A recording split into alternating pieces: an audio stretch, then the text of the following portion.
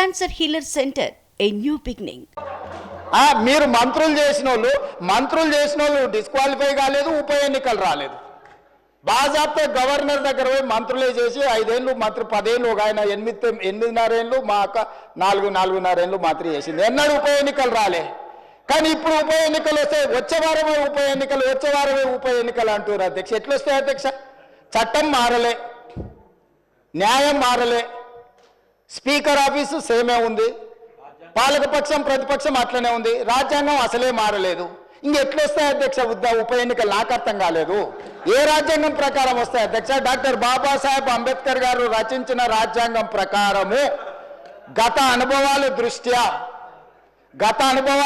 ఎప్పుడు కూడా parliament practices and procedures అని ఉంటాయి అధ్యక్ష. చట్టంలో గ్రే ఏరియా ఉన్నప్పుడు గతంలో ఎలాంటి విధి విధానాలను ఆచరించారు, సాంప్రదాయాలు ఎట్లున్నాయని చూస్తారు అధ్యక్ష.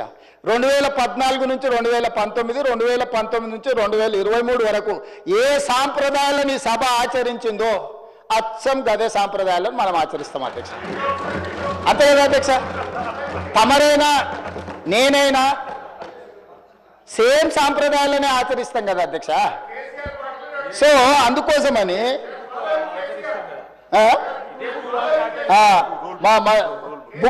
రూల్ బుక్ కూడా మారలే అధ్యక్ష. బుక్ కూడా ఇదే ఉంది. బుక్ వారు రాసిందే అధ్యక్ష. ఆ రోజు కమిటీ వేసి ఈ బుక్ ఎవరెవరు కూర్చొని రాసిండ్రు అధ్యక్ష? దీంట్లో పేర్లు కూడా ఉంటాయి అధ్యక్ష. ఉంటుంది, పేరు ఉంటుంది. వాళ్ళు ఈ కమిటీలో ఎవరున్నారో కూడా ఇందులో పేర్లు ఉంటాయి అధ్యక్ష. అందులో మిత్రుడు వివేకానంద వీళ్ళందరూ కూడా సభ్యులే అధ్యక్ష. మేమేం అడుగుతాడో నడుస్తలేము. ఆయన అడుగుల్లో నడుస్తాం, మడుగులో పడతాం. ఆయన అడుగులో నడుస్తామంటే మడుగులో పడతాం, సడుగులు ఇరుగుతాయి అధ్యక్ష. అట్లాంటి వాటి చేయం అధ్యక్ష. సాంప్రదాయాలను పాటిస్తామని అంటున్నాం అధ్యక్ష. ఈ సభ కొన్ని సాంప్రదాయాల ప్రాతిపదికన సభ నడుస్తుంది అధ్యక్ష. నేనున్న సభ్యులందరికీ, ఇక్కడున్న మిత్రులకు, సభ్యులకు, ఆశించటోళ్ళకు ఒక ఆయన అయితే ఆల్రెడీ నేను అభ్యర్థి ఆయన ప్రచారం తిరుగుతుండు. పాపం ఆయన అమాయకుడు. ఉన్న మంత్రి పదవి ఊడవిక్కిరు, పంచగట్టుకుర్రు. ఆయన నానాడు మా ముందలే నువ్వు పంచగట్టుకొని తిరుగుతావని ఓ ఉప ముఖ్యమంత్రినే తీసేసిర్రు. ఎందుకంటే కొంచెం మంచిగా డ్రెస్ అయితే కూడా వాళ్ళకి నచ్చక ఆ రోజు నేను చెప్పిన రోజు ఆ రోజు నాకు మంచి మిత్రుడే అప్పట్లో, అరే నువ్వు ఇంత మంచిగా కడక్ తయారై ఇట్లా చేసి నువ్వు సభలోకి వస్తే ఉద్యోగం ఊడుతుందన్న సరిగ్గా నెల తిరిగేటప్పటికి ఉద్యోగం ఊడిపోయింది అధ్యక్ష. ఇప్పుడు ఆయననే అమాయకుడే ఈ పాపము. వచ్చే వారమే ఎలక్షన్ అని తిరుగుతున్నాడు అధ్యక్ష. నేను తమరి ద్వారా ఎవరైతే ఉన్నారో సభ్యులు ఎవరు ఆందోళన చెందాల్సిన పని లేదు. ఏ ఉప ఎన్నికలు రావు. వారి ఉప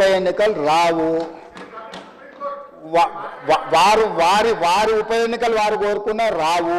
ఎందుకంటే ఒకవేళ వారు ఇటొచ్చినా ఎటొచ్చినా ఏ ఉప ఎన్నికలు రావు. అక్కడ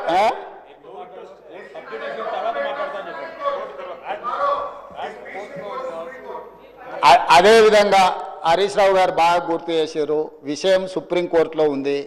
ఆ సుప్రీంకోర్టులో సబ్జుడిస్ అయిన విషయంలో లోపల నేను మాట్లాడితే కొంత ప్రొటెక్షన్ ఉంది, కానీ బయట మాట్లాడే వాళ్ళకి ఎవరు ప్రొటెక్షన్ ఉండదు యాక్చువల్.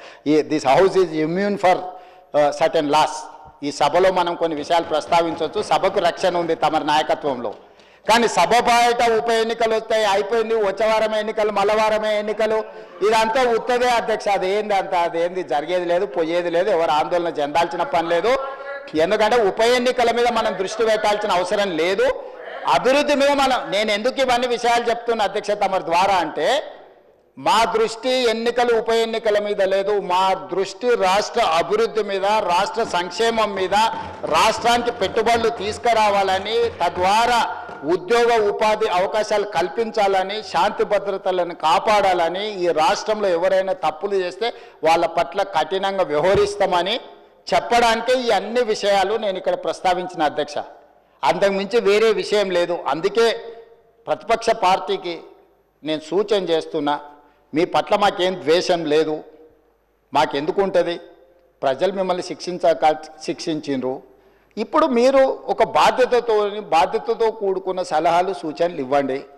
తప్పకుండా వాటిని అమలు చేస్తాము. ఉప ముఖ్యమంత్రి గారు ప్రవేశపెట్టిన బడ్జెట్లో చాలా సహేతుకత ఉన్నది. మిగతా విషయాలు, చట్టాలు, సాంప్రదాయాలు మా శ్రీధర్ బాబు గారు అనుభవజ్ఞులు, ఎప్పటికప్పుడు బుక్ చూపిస్తూనే ఉన్నాడు, విషయాలు చెప్తానే ఉన్నాడు. Cancer Healer Center, a new beginning.